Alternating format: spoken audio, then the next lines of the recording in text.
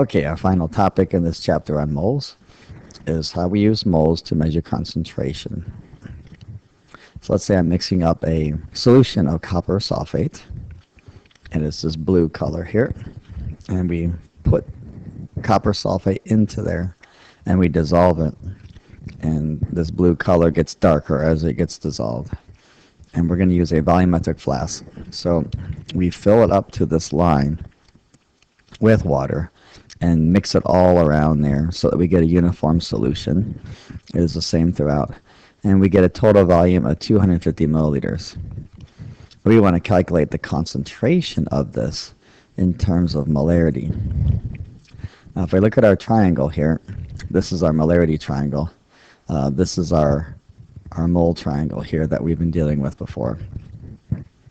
So if I cross out molarity, molarity has a formula of moles per liter.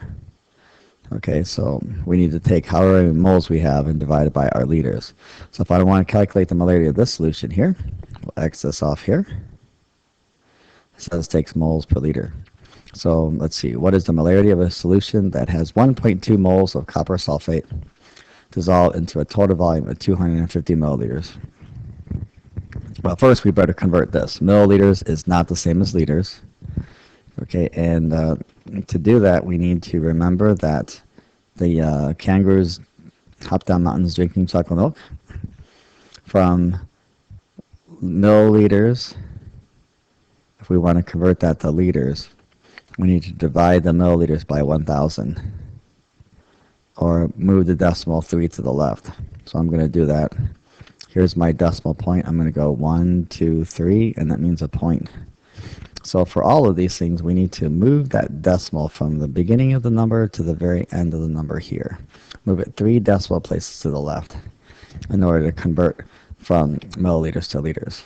So to calculate this, I'm going to take 1.2, and I'll divide this by 0.250 liters.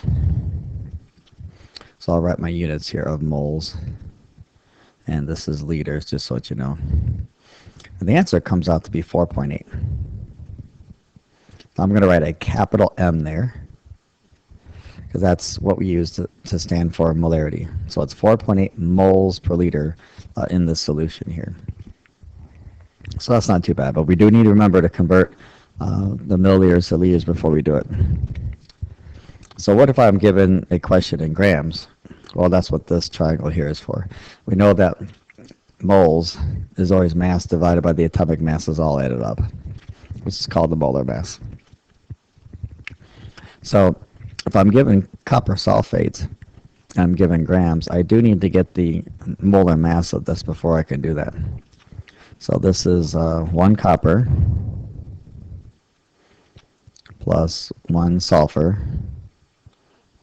plus 4 oxygens. So copper is 63.5.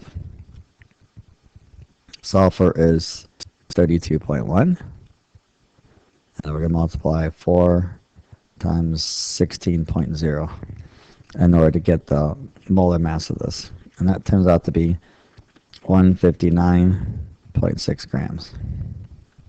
So our first step is going to be convert our 19.6 grams into moles. And we take the mass divided by the atomic mass, or molar mass. So I'm going to do that first. So I've got 19.6 grams.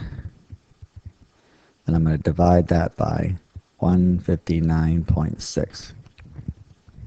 And that gives us 0.123 moles. Okay. So that's what this triangle told us to do. Now I need to get this into molarity, which is moles per liter. So I'm just going to take my moles that I just calculated, 0.123.